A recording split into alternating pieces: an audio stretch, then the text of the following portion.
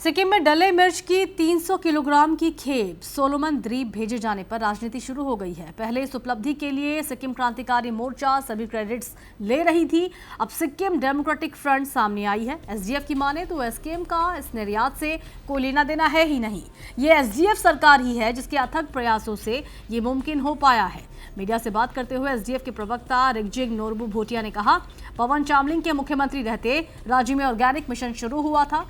जब तत्कालीन मुख्यमंत्री चामलिंग ने राज्य के किसानों से डल्ले मिर्ची की खेती करने को कहा था तो एसकेएम ने उस दौरान तत्कालीन सरकार का खूब मजाक उड़ाया। लेकिन आज ये साबित हो गया कि पवन चामलिंग सही थे।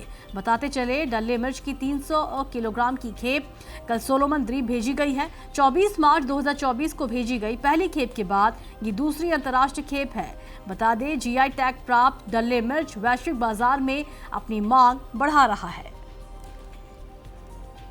पहले तो इस डल्ले चिल्ली को कामयाबी में संपूर्ण सिक्किम के किसान को बधाई देना चाहता हूँ।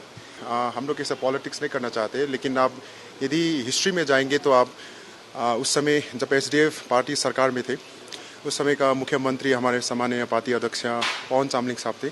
जब उन्होंने आत्मनिर्भर के लिए युवाओं को डल्ले चिल्ली का खेती के लिए प्रेरणा दिया था, क्योंकि उस समय उनका जो ऑर्गेनिक मिशन था जो कंप्लीट नहीं हुआ था, वो लोग उस मिशन पे चल रहे थे। तो उस समय उनका फार साइडेड विजन ने ये सब का कामयाबी फ्यूचर में होगा ऐसा कुछ उन्होंने पता था। तो इसलिए युवाओं को इन सब फार्मिंग में उन्होंने प्रेरणा दिया था।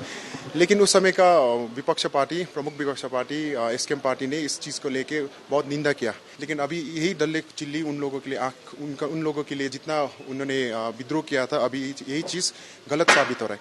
इस सफलता के लिए तो स्पेशली एसडीएफ पार्टी ने जो काम किया है, वो लेगेसी क्रिएट किया है, वो तो श्रेय उस पवन चामलिंग साहब को ही जाएगा और साथ साथ में सिक्किम के किसान को भी जाएगा।